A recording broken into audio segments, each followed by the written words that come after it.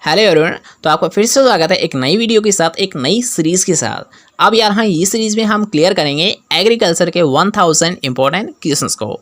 याद रखना, हम यहाँ पर क्लियर करने वाले हैं 1000 इंपॉर्टेंट क्वेश्चंस को, वो भी हम सोल्व करेंगे मल्टीपल चॉइस क्वेश्चंस के साथ। मतलब है ना, हर एक क्वेश्चन में आपको कुछ ऑप्शन शो करेंगे, उसमें आप लाइव चैट भी कर सकते हो, आप साथ साथ कमेंट भी कर सकते हो। ये आपकी प्रैक्टिस के लिए भी अच्छा रहेगा और आपके लिए हाँ, जितने भी जो वेरी वेरी इंपॉर्टेंट क्वेश्चन है, चाहे आप किसी की भी तैयार कर रहे हो, जेट, ICAR, BHU, पेट, CGPET या फिर कोई सी भी एग्ज़ाम की, या फिर किसी भी एग्रीकल्चर की वैकेंसी, या फिर कोई सी भी एंट्रेंस एग्ज़ाम आप मान सकते हो, या फिर कॉम्पिटिटिव एग्ज़ाम, तो इन सभी के लिए यहाँ एक वेरी वेरी इंपॉर्टेंट क्वेश्चन रहेंगे। तो याद रखना, इस सीरीज़ के आपको किसी भी पार्ट को मिस नहीं करना है। ठीक है, पहले ही मैं बता देता हूँ कि आपको इस सीरीज़ के किसी भी पार्ट को मिस नहीं करना है। अगर आपने मिस किया तो कुछ क्वेश्चंस आपके रह जाएंगे और बाई चांस वही क्वेश्चंस आपको एग्जाम में देखने को मिल जाए, तो याद रखिएगा यहाँ पर जितने भी क्वेश्चंस है वो सभी सिलेक्टेड रहेंगे और आपको हर एक वीडियो, ठीक है यार, हर एक पार्ट कुछ टाइम में प्रोवाइड करवा दिया जाएगा। मतलब यहाँ आज आपका फर्स्ट पार्ट है, सेकंड पार्ट आपको कल रिलीज़ किया जाएगा, थर्ड पार्ट आपके उसके अगले दिन रिलीज़ कर दिया जाएगा। इसलिए यार हाँ, आपको डेली प्रेजेंट रहना होगा। इसलिए मैं आपको पहले ही बता देता हूँ कि अगर आपने अभी तक चैनल को सब्सक्राइब नहीं किया है तो चैनल को आप सब्सक्राइब भी कर सकते हो, और जो पास का बेल आइकन आएगा तो इसे ऑल पर ज़रूर दबा देना। ठीक है, हाँ, नोटिफिकेशन को आप ऑल पर ज़रूर दबा लेना। सभी स्टूडेंट अभी भी आप चेक कर सकते हो, जिसने नोटिफाई या जो नोटिफिकेशन है उसे ऑन नहीं कर रखा है, वो नोटिफिकेशन को ऑन कर ले, जिससे कि हमारी जब भी क्लास हो उसका आपको नोटिफिकेशन मिल जाए। ठीक है, चलिए आज के वीडियो को स्टार्ट करते हैं। आज कुछ नया सीख लेते हैं। तो आज का हमारा फर्स्ट क्वेश्चन रहने वाला है कि DAP खाद में फास्फोरस की मात्रा कितनी होती है। तो सबसे पहले याद रखिएगा, यहाँ पर जितने भी हम क्वेश्चंस को सोल्व करेंगे, क्वेश्चंस को सोल्व करने का मेथड हमारा पहले था वही रहेगा। मतलब आपको सभी क्वेश्चंस के राइट आंसर साथ साथ कमेंट करते रहना होगा या फिर लाइव चैट आपको करते रहना होगा। ठीक है, पर क्वेश्चन पर आपको एक्स्ट्रा टाइम नहीं दिया जाएगा। बस जितने टाइम में मैं क्वेश्चंस को बोलता हूँ, रिपीट करता हूँ, उस टाइम में आपको कमेंट सेक्शन में या फिर लाइव चैट में कमेंट कर देना होगा। ठीक है, तो यहाँ पर आपका जो फर्स्ट क्वेश्चन है कि DAP खाद में फास्फोरस की मात्रा कितनी होती है। तो अगर हम बात करते हैं यहाँ फास्फोरस की मात्रा, ठीक है, तो फास्फोरस की मात्रा कितनी होती है आप सभी को पता है, कितनी होती है, 46% होती है। ठीक है, कितनी होती है, 46%। और इसके साथ साथ एक और क्वेश्चन इससे पूछा आता है, याद रखिएगा कि DAP का मतलब क्या होता है, डाई अमोनियम फास्फेट। क्या होता है, डाई अमोनियम फास्फेट। अब यहाँ पर याद रखना कि डाई अमोनियम फास्फेट, अमोनियम का मतलब है इसमें क्या होती है यार, हाँ, नाइट्रोजन भी होती है, और फास्फेट का मतलब इसमें फास्फोरस भी होती है। तो हमने क्वेश्चन में ये तो जान लिया कि फास्फोरस कितनी होती है यार, हाँ, 46% होती है। लेकिन इसके साथ साथ आपको ये भी पता होना रखना होगा कि नाइट्रोजन कितनी पाई जाती है। ठीक है, याद रखिएगा यहाँ पर जो नाइट्रोजन है ये कितनी पाई जाती है, ये पाई जाती है 18%। ठीक है, याद रखिएगा, अगर हम बात करते हैं डाई अमोनियम फास्फेट में फास्फोरस कितनी पाई जाती है तो 46%। लेकिन अगर हम बात करते हैं नाइट्रोजन, तो नाइट्रोजन कितनी पाई जाती है, 18% पाई जाती है। ठीक है, क्वेश्चन क्लियर होता है। नेक्स्ट क्वेश्चन की ओर बढ़ते हैं। तो नेक्स्ट क्वेश्चन आपसे पूछा गया कैल्शियम, मैग्नीशियम और सल्फर को कहते हैं। मतलब यहाँ पर याद रखना कि आपको कुछ ऑप्शन शो कर रहे हैं कि प्राथमिक, द्वितीयक, सूक्ष्म पोषक तत्व या फिर लाभदायी पोषक तत्व। तो किस प्रकार के होते हैं कैल्शियम, मैग्नीशियम और सल्फर, तो ये होते हैं यहाँ द्वितीय पोषक तत्व होते हैं। याद रखना, अगर हम बात करते हैं कैल्शियम, मैग्नीशियम और सल्फर, तो किस प्रकार के तत्व होते हैं, ये होते हैं द्वितीय पोषक तत्व होते हैं, सेकेंडरी पोषक तत्व होते हैं। लेकिन अगर हम बात करते हैं प्राथमिक, तो प्राथमिक कौन कौन से होते हैं, NPK होते हैं। मतलब नाइट्रोजन, फास्फोरस और पोटास क्या होते हैं, प्राइमरी होते हैं। लेकिन अगर हम बात करते हैं सेकेंडरी, तो सेकेंडरी कौन कौन से होते हैं, कैल्शियम, मैग्नीशियम और सल्फर होते हैं। अब हम बात करते हैं कि यार हाँ, जो माइक्रो न्यूट्रेंट होते हैं वो कितने होते हैं। यहाँ पर इसके लिए हम ब्लैंक छोड़ते हैं, इसमें काफ़ी टाइम लग जाएगा। अब हम बात करते हैं यार हाँ, बेनिफिशियल पोषक तत्व कौन कौन से होते हैं।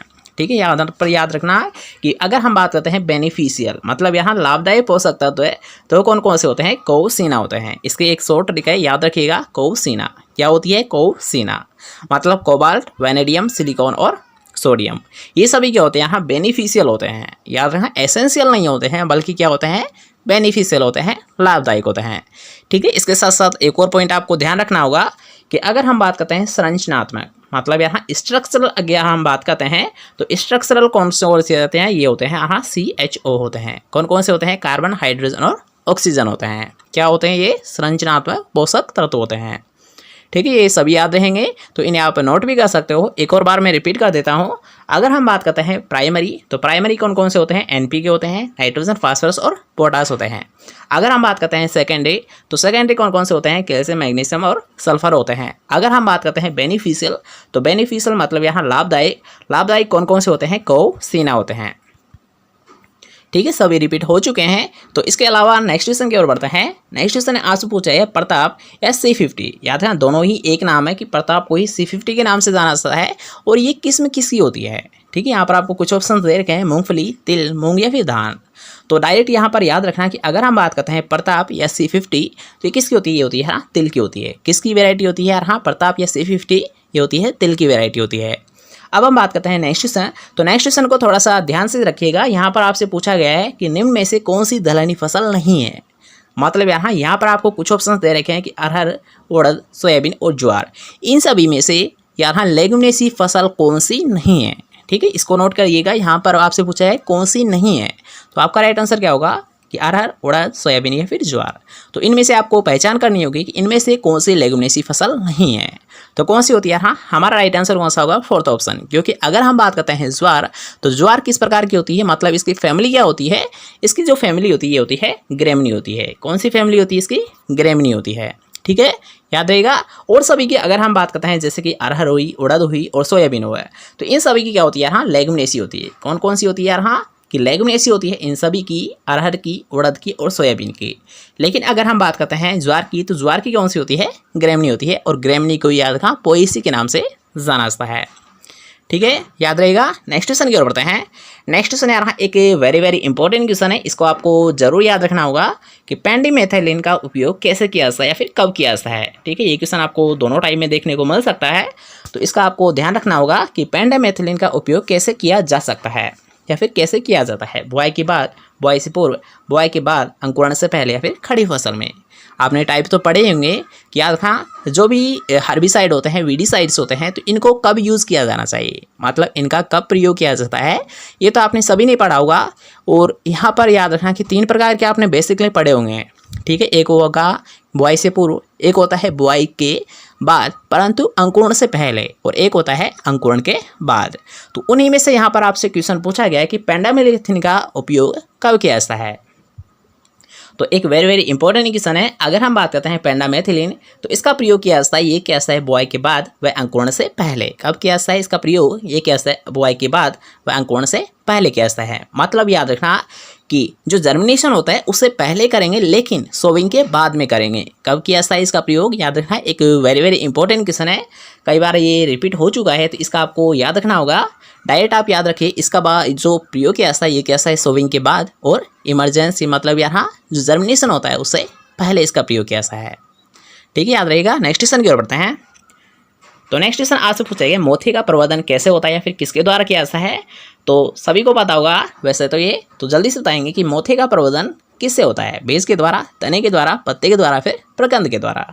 तो आपका राइट आंसर क्या है ये आप कमेंट सेक्शन में लिखिए। तो अगर हम बात करते हैं मोती का जो प्रवर्धन किया जाता है, जो प्रोपेगेशन किया जाता है, ये किसके द्वारा किया जाता है? ये किया जाता है प्रकंद के द्वारा किया जाता है। किसके द्वारा किया जाता है? प्रकंद के द्वारा किया जाता है। ठीक है, नेक्स्ट क्वेश्चन की ओर बढ़ते हैं। नेक्स्ट क्वेश्चन आप सभी ने पढ़ा है कि फिफ्थ प्रयोगशाला की स्थापना बिहार में कब हुई। यहाँ पर यार आपको स्पेशली दे रखा है कि बिहार में कब हुई थी। ठीक है, जो फिफ्थ है पूसा, तो इस पूसा की जो स्थापना थी तो इसकी कब की गई थी? यहाँ स्थापना बिहार में। ठीक है, स्पेशल आपको जगह दे रखी है कि बिहार में इसकी स्थापना कब की गई थी। तो राइट आंसर क्या होगा? इसकी जो स्थापना की गई थी ये की गई थी 1905 में की गई थी। याद रखना कि फिफ्थ ऑफ यूएसए, पूसा की फुल फॉर्म क्या होती है ये भी आप नोट कर सकते हो। तो ये फिफ्थ ऑफ यूएसए क्या होती है? इसकी full form fifth of USA होती है। ठीक है, और इसकी जो शुरुआत की गई थी या फिर शुरुआत में इसकी स्थापना कहाँ पर की गई थी? ये की गई थी बंगाल नहीं बिहार में की गई थी। कब की गई थी? 1905 में की गई थी।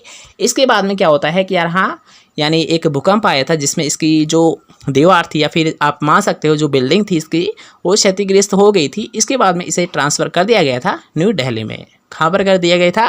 न्यू दिल्ली में इसको ट्रांसफ़र कर दिया गया था। और अगर हम बात करते हैं प्रेजेंट में, तो प्रेजेंट में कहाँ पर स्थित है पूसा? ये स्थित है न्यू दिल्ली में। ठीक है, सभी क्वेश्चंस क्लियर होते हैं। इसके साथ साथ एक और बार आप रिपीट कर सकते हो कि यहाँ पूसा की स्थापना बिहार में 1905 में हुई थी। इसके बाद में क्या होता है, यहाँ 1934 में क्या होता है, एक भूकंप आ जाता है। भूकंप के कारण क्या होता है, यहाँ इसकी जो बिल्डिंग होती है वो क्षतिग्रस्त हो जाती है। 1936 में क्या होता है, 1936 में इसे न्यू दिल्ली में ट्रांसफ़र कर दिया जाता है।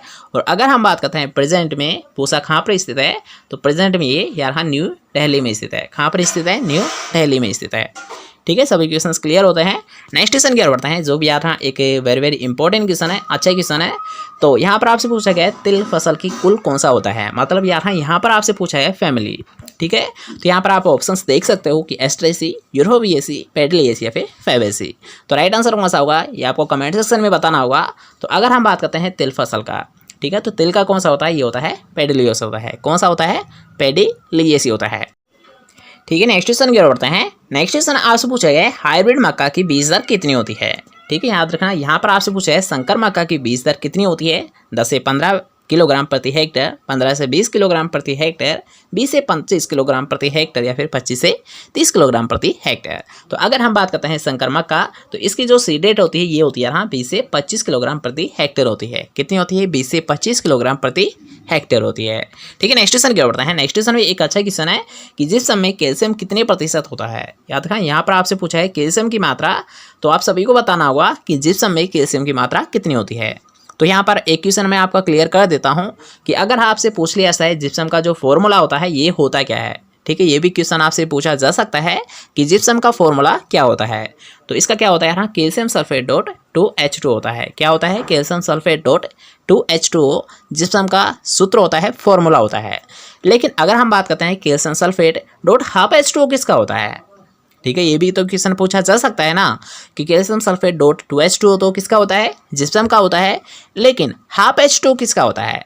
तो याद रखिएगा, अगर आपसे पूछ लिया जाता है बाई चांस कि calcium sulphate dot half H2O किसका फॉर्मूला होता है, तो होता है POP का होता है। किसका होता है, POP मतलब प्लास्टर ऑफ पेरिस का होता है। किसका होता है, प्लास्टर ऑफ पेरिस का जो फॉर्मूला होता है ये होता है calcium sulphate dot half H2O होता है। और अगर हम बात करते हैं जिप्सम, तो जिप्सम का क्या होता है, 2H2 होता है।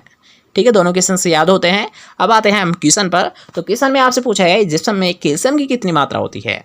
ठीक है, तो यहाँ पर जो राइट आंसर होगा ये होगा 29%। कितनी होती है कैल्शियम की मात्रा, ये होती है 29%। अगर हम बात करते हैं सल्फर, याद रखना मुख्यतः दो कंपोनेंट होते हैं जिप्सम में, एक होता है कैल्शियम, उसके बारे में हमने जान लिया कि जो कैल्शियम की मात्रा होती है ये कितनी होती है, 29% होती है।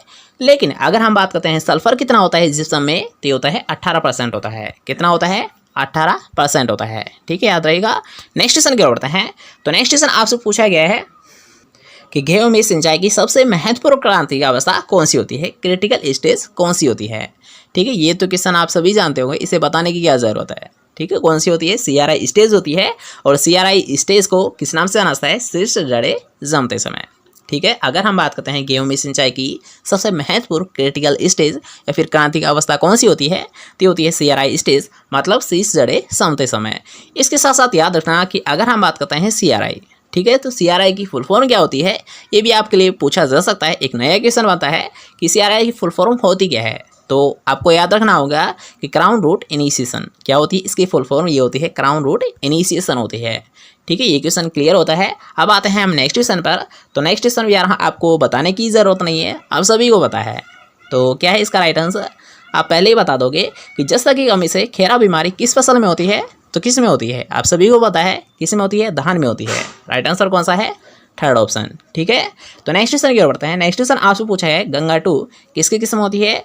तो यार गंगा 2, तो मैंने आपको एक ट्रिक भी बताई थी कि गंगा की जितनी भी जो सीरीज़ होती है, ठीक है, मतलब 1 2 3 4 5 कोई सी भी मान लीजिए, तो सभी किसकी होती है, ये होती है मक्के की होती है। याद रखना, अगर आपको मिल जाती है गंगे की कोई सी भी सीरीज़, मतलब गंगा 2, गंगा फर्स्ट, गंगा थर्ड या फिर कोई सी भी, तो आपका ज़्यादा से ज़्यादा राइट आंसर क्या होगा, मक्का होगा। मतलब किसकी होती है, वेराइटी मेज़ की होती है। ठीक है, नेक्स्ट क्वेश्चन की ओर बढ़ते हैं। नेक्स्ट क्वेश्चन आपसे पूछा है सूरजमुखी के बीज में तेल की मात्रा क्या होती है। ठीक है, यहाँ पर आपसे पूछा है ऑयल की मात्रा, तो ये कितनी होती है, ये होती है, हम डायरेक्ट क्लियर कर देते हैं। पहले आप बता भी सकते हो कि राइट आंसर क्या होगा, ये आप कमेंट सेक्शन में बताइए, A B C या फिर D। राइट आंसर क्या है, कमेंट सेक्शन में बताइए कि सूरजमुखी के बीज में तेल की कितनी मात्रा होती है। 45 से 50, 40 से 45, 35 से 40 या फिर 50 से 55। तो इसका राइट आंसर क्या होगा? First option. ठीक है, जिसने भी कमेंट में लिखा है ए, उसका राइट आंसर है। क्योंकि अगर हम बात करते हैं सनफ्लावर या फिर सूरजमुखी के बीज में जो ऑयल की मात्रा होती है ये कितनी होती है? ये होती है 45 से 50% होती है। ठीक है, नेक्स्ट क्वेश्चन की ओर बढ़ते हैं। नेक्स्ट क्वेश्चन आपसे पूछा है शुष्क खेती कहाँ पर की जाती है जहाँ की वार्षिक वर्षा कितनी होती है? ठीक है, यहाँ पर आपसे पूछा है शुष्क खेती, मतलब यहाँ ड्राई फार्मिंग के लिए आपसे पूछा गया है। ठीक है, यहाँ पर याद रखना कि ड्राई फार्मिंग कहाँ पर की जाती है, वहाँ पर जो एवरेज रेनफॉल होती है वो कितनी होती है, ये क्वेश्चन आपसे पूछा गया है। तो जल्दी से कमेंट सेक्शन में बताइए आपका राइट आंसर क्या है कि आप ड्राई फार्मिंग कहाँ पर करोगे, किस एरिया में करोगे जहाँ पर जो एवरेज रेनफॉल होती है ये कितनी होती है, या फिर एनुअल रेनफॉल होती है ये कितनी होती है? 1000 होती है, 750 से 1000 मिलीमीटर होती है, या फिर 750 mm से भी कम होती है, या फिर 750 mm से अधिक होती है? आप किस क्षेत्र में या फिर किस एरिया में ड्राई फार्मिंग करोगे, जल्दी से कमेंट सेक्शन में बताइए। तो अगर हम बात करते हैं ड्राई फार्मिंग, ठीक है, याद रखिएगा ड्राई फार्मिंग की अगर हम बात करते हैं शुष्क खेती की, तो शुष्क खेती हम उस एरिया में करेंगे जहाँ पर जो एनुअल रेनफॉल होती है, मतलब यहाँ वार्षिक वर्षा जहाँ पर 750 mm से भी कम होती है। राइट आंसर कौन सा है? थर्ड ऑप्शन है। अगर हम बात करते हैं ड्राई फार्मिंग, तो ड्राई फार्मिंग हम वहाँ पर यूज़ करेंगे जहाँ पर जो वार्षिक वर्षा होती है, एनुअल रेनफॉल होती है, वो कितनी होगी? 750 से mm से भी कम होगी। अब यहाँ पर आपको 3 पॉइंट याद रखने होंगे। तो सबसे पहले आप देख सकते हो कि अगर हम बात करते हैं ड्राई फार्मिंग, ठीक है, याद रखिएगा अगर हम बात करते हैं ड्राई फार्मिंग, तो ड्राई फार्मिंग हम वहाँ पर यूज़ करेंगे या फिर वहाँ पर हम खेती करेंगे, ड्राई फार्मिंग ये करेंगे 750 mm से भी कम वर्षा जहाँ पर होती है। ठीक है, ड्राई का मतलब आप समझ गए कि सबसे कम जहाँ पर वर्षा होती है वहाँ पर हम क्या करते हैं? ड्राई फार्मिंग करते हैं। सेकंड जो ऑप्शन आता है ये आता है, एक होता है ड्राई लैंड, एक होता है ड्राई, एक होता है रेनफेड। ठीक है, और दोबारा से समझ लीजिए कि यहाँ पर तीनों ऑप्शंस आपको याद रखने होंगे कि अगर आपसे पूछ लिया जाता है कि ड्राई फार्मिंग, तो ड्राई फार्मिंग का मतलब होता है जहाँ पर जो एवरेज रेनफॉल होती है या फिर एनुअल रेनफॉल होती है ये होती है 750 mm से भी कम होती है। एक होती है यहाँ ड्राई लैंड फार्मिंग, क्या होती है? एक होती है ड्राई लैंड फार्मिंग। तो ड्राई लैंड जो फार्मिंग की जाती है ये की जाती है 750 mm से 1150 mm के मध्य जहाँ पर वर्षा होती है वहाँ पर यहाँ हम ड्राई लैंड फार्मिंग को यूज़ करते हैं। लेकिन अगर हम बात करते हैं रेनफेड जो एरियाज़ होते हैं, यहाँ पर रेनफेड जो फार्मिंग की जाती है ये किस क्षेत्र में की जाती है? तो ये की जाती है यहाँ 1150 mm से अधिक जहाँ पर वर्षा होती है वहाँ पर की जाती है। दोबारा से देख लीजिए कि अगर आपसे पूछ लिया जाता है क्वेश्चन में कि ड्राई फार्मिंग किस क्षेत्र में की जाती है जहाँ पर वार्षिक वर्षा कितनी होती है, तो कितनी होती है? 750 mm से भी कम होती है। अगर हम बात करते हैं ड्राई लैंड फार्मिंग, तो ड्राई लैंड फार्मिंग याद रखना उस क्षेत्र में हम यूज़ करते हैं जहाँ पर जो वार्षिक वर्षा होती है वो कितनी होती है? 750 mm से 1150 mm के मध्य होती है। अगर हम बात करते हैं रेनफेड, तो रेनफेड कहाँ पर करते हैं, किस क्षेत्र में करते हैं जहाँ पर जो वार्षिक वर्षा होती है ये कितनी होती है? 1150 mm से भी अधिक होती है। ठीक है, तीनों क्वेश्चन आप समझ गए। तो नेक्स्ट क्वेश्चन की ओर बढ़ते हैं। तो नेक्स्ट क्वेश्चन में आपको समझाने की कोई ज़रूरत है नहीं कि क्षारीय मृदा का सुधार निम्न में से किसके प्रयोग से किया जाता है। तो आप सभी को पता है कि अगर हम बात करते हैं अम्लीय मृदा, तो अम्लीय मृदा का सुधार करते हैं चूना लगाकर। अगर हम बात करते हैं क्षारीय मृदा, तो क्षारीय मृदा का जो सुधार कैसा ये कैसा है? जिप्सम के द्वारा। याद रखना अगर हम बात करते हैं अम्लीय, तो अम्लीय मृदा का जो रिक्लेमेशन कैसा है, जो सुधार कैसा है, ये किसके द्वारा कैसा है? ये कैसा है? चूने के द्वारा। और अगर हम बात करते हैं क्षारीय मृदा, तो इसका जो सुधार कैसा है या फिर जो रिक्लेमेशन कैसा है, तो ये कैसा है? जिप्सम के द्वारा कैसा है। ठीक है, नेक्स्ट क्वेश्चन की ओर बढ़ते हैं, जो कि यहाँ एक अच्छा क्वेश्चन है, आपसे पूछा जा सकता है कि कोशिका की ऊर्जा मुद्रा, मतलब यहाँ एनर्जी करेंसी या फिर करेंसी एनर्जी भी आप मान सकते हो कि ऊर्जा मुद्रा के नाम से किस पोषक तत्व को जाना जाता है? पोटास को, फास्फोरस को, बोरोन को या फिर जस्ता को। तो यहाँ पर आपको कुछ ऑप्शन शो कर रहे हैं, तो राइट आंसर जल्दी से आपको कमेंट सेक्शन में लिखना होगा कि कोशिका की ऊर्जा मुद्रा कौन सा तत्व होता है? पोटास होता है, फास्फोरस होता है, बोरोन होता है, फिर जस्ता होता है। तो आपका राइट आंसर क्या है कमेंट सेक्शन में बताइए। तो अगर हम बात करते हैं ऊर्जा मुद्रा, तो ये बोला सा है यहाँ पोटेशियम को बोला सा है, सॉरी फास्फोरस को बोला सा है। किसे बोला सा है यहाँ? ऊर्जा मुद्रा की अगर हम बात करते हैं तो ये बोला सा है फास्फोरस को बोला सा है। किसे बोला सा है? फास्फोरस को बोला सा है। ठीक है, नेक्स्ट क्वेश्चन की ओर बढ़ते हैं। तो नेक्स्ट क्वेश्चन थोड़ा सा समझने का है, मतलब IQ के क्वेश्चन है। तो यहाँ पर आपसे पूछा जा रहा है कि बीज द्वारा प्रवर्धन की एक मुख्य कमी कौन सी होती है? ठीक है, यहाँ पर पूछा गया है मुख्य कमी कौन सी होती है। तो यहाँ पर आप सभी ऑप्शंस को पहले रीड कर लीजिए अच्छे से कि है एक कठिन विधि होती है, नई संकर किस्में विकसित नहीं की जा सकती है, पौधे सामान्य या कम औजपूर्ण होते हैं, फिर पौधे मात्र पौधे के सदृश नहीं होते हैं। ठीक है। यहाँ पर कमी तो सभी है, मैं यहाँ पर आपको बता देता हूँ कि ये कमी होती है, ये सभी होती है, ठीक है। अगर हम जो पौधे को जर्मिनेशन करते हैं या फिर एक नए पौधे का हम जब भी उत्पन्न करते हैं तो ये सभी कठिनाइयाँ आती है बीज से उत्पन्न करने में। लेकिन यहाँ पर आपसे पूछा है एक मुख्य कमी कौन सी होती है, ठीक है, जो मेजर होती है वो कौन सी होती है। तो इसका राइट आंसर क्या होगा, इसका होगा यहाँ फोर्थ ऑप्शन। क्योंकि यहाँ अगर हम बात करते हैं बीज के द्वारा अगर हम पौधे को उत्पन्न कर रहे हैं तो उसकी एक मेजर प्रॉब्लम होती है, वो कौन सी होती है, ये होती है यहाँ कि जो पौधा होता है, मतलब यहाँ एक पौधा है, इससे हम नई प्लांट को अगर उत्पन्न कर रहे हैं तो क्या होता है, उसके सदृश नहीं होता है। सदृश का मतलब है उसके जैसा ही नहीं होता है, मतलब यार हूबहू उसके नहीं होता है। क्या होता है, हूबहू उसके जैसा नहीं होता है, ठीक है। ये होती है मेजर प्रॉब्लम। वैसे सभी प्रॉब्लम होती है, क्योंकि यहाँ बीज से अगर हम मान लीजिए कोई नया प्लांट तैयार कर रहे हैं तो उसमें ज़्यादा टाइम लगता है, ठीक है। ये तो बात आप सभी को पता है। क्योंकि अगर हम बात करते हैं नई संकर किस्में, तो नई संकर किस्में भी नहीं उत्पन्न की जा सकती है। याद रखना, अगर हम बात करते हैं संकर किस्में कि हाइब्रिड अगर हम पौधे को तैयार करना चाहते हैं एक बीज से तो वो नहीं होगा, ठीक है। ज़्यादा टाइम लगता है। संकर किस्में या फिर जो हाइब्रिड पौधा है वो तैयार नहीं किया जा सकता है। एक पौधा क्या होता है, एक कम ओजपूर्ण होता है, मतलब यार उसकी जो क्वालिटी रहती है जो मात्र पौधा रहता है उससे कम रहती है, ठीक है। ये सभी आप जानते हो। तो यहाँ पर एक मेजर प्रॉब्लम थी, वो क्या थी, यहाँ हूबहू या फिर सेम टू सेम उसके नहीं होता है, ठीक है। मतलब इसके अगर हम विपरीत जाते हैं कि वेजिटेटिव पार्ट से अगर हम नए प्लांट को उत्पन्न करते हैं तो उसके लिए अच्छा है, क्योंकि यहाँ उसमें यहाँ हूबहू उस जैसा ही प्लांट हम तैयार कर सकते हैं, ठीक है। ये हुई हमारा क्वेश्चंस की बात। तो हम नेक्स्ट क्वेश्चन की ओर बढ़ते हैं। नेक्स्ट क्वेश्चन आप सभी को पता है कि भारत में कपास की एक गांठ का वजन या फिर एक बाल होती है तो इसका वेट कितना होता है, 160, 1908, 170 या फिर 210, ठीक है। यहाँ पर आपसे पूछा है कपास का या फिर कॉटन का जो एक बाल होती है, ठीक है, एक बाल का यहाँ पर आपसे पूछा गया है तो कितना होता है, इसका हम डायरेक्ट क्लियर कर लेते हैं। 170 होता है। कितना होता है, 170 किलोग्राम होता है, ठीक है। याद रखिएगा, यहाँ पर आपको तीन ऑप्शंस फिर आपको याद रखने होंगे कि अगर आपसे पूछ लिया जाता है कॉटन, ठीक है, अगर आपसे पूछ लिया जाता है कॉटन तो कॉटन का कितना होता है, जूट का कितना होता है और पटसन का कितना होता है, ठीक है। यहाँ पर आपको तीनों ऑप्शन याद रखने होंगे कि कॉटन, जूट और पटसन। तो इन तीनों का आपको एक साथ याद रखना होगा कि अगर आपसे कभी भी पूछ लिया जाता है कि कॉटन का जो एक बोल का या फिर एक बाल का वेट कितना होता है, वजन कितना होता है, तो होता है 170 किलोग्राम प्रति बोल होता है। लेकिन अगर आपसे पूछ लिया जाता है कि जूट की एक बाल का कितना वेट होता है, तो होता है 180 किलोग्राम होता है। कितना होता है, 180 किलोग्राम प्रति बोल होता है।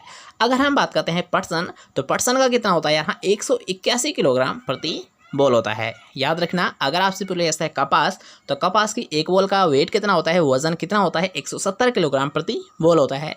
अगर हम बात करते हैं जूट का, तो जूट की प्रति बोल का वजन कितना होता है, 180 किलोग्राम प्रति बोल होता है। लेकिन अगर हम बात करते हैं पटसन, तो पटसन की प्रति बोल का वेट कितना होता है, वजन कितना होता है, ये होता है 181 किलोग्राम प्रति बोल होता है, ठीक है। तीनों को आप याद रखना, तीनों आपसे पूछे जा सकते हैं एग्जाम में, ठीक है। नेक्स्ट क्वेश्चन की ओर बढ़ते हैं, जो कि आज का हमारा लास्ट क्वेश्चन रहने वाला है। तो नेक्स्ट क्वेश्चन है आपसे फिर से पूछ लिया है कि मक्का की संकर किस्म बताइए, ठीक है। निम्नलिखित में से कौन सी मक्का की संकर किस्म है, ये आपको पहचान करनी है। तो यहाँ पर आप कुछ ऑप्शन शो कर रखे हैं, तो यहाँ पर आप देख सकते हो कि गंगा 11, किसान, अंबर या फिर विक्रम। तो मैंने आपको अभी बताया था कि अगर आपको मिल जाती है गंगा की कोई सी भी सीरीज़ तो क्या होती है, मक्के की वेराइटी होती है। किसकी होती है, मक्के की वेराइटी होती है। तो यहाँ पर आपसे पूछा है मक्का की संकर किस्म है, तो आपका राइट आंसर क्या है, आप तुक्का भी लगा सकते हो। कौन सी होती है, फर्स्ट ऑप्शन है राइट आंसर है, ठीक है। आप तुक्का भी लगाओगे तो भी आपका चलेगा, क्योंकि यहाँ पर आपसे पूछा है मक्का की संकर किस्म है, तो वो कौन सी होती है, गंगा 11 होती है, ठीक है। तो आज के लिए बस यहाँ पर ही समाप्त करते हैं। तो मिलते हैं कोई नेक्स्ट इंपोर्ट ऑफ जब तक जय हिंद, सब बात पाए, टेक केयर, गुड नाइट।